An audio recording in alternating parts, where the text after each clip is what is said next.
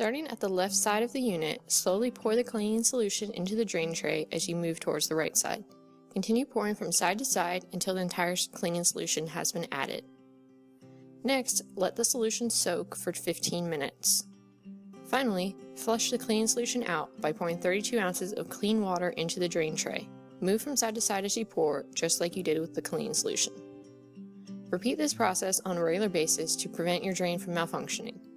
In a typical environment, the gravity drain needs to be cleaned at least once per year.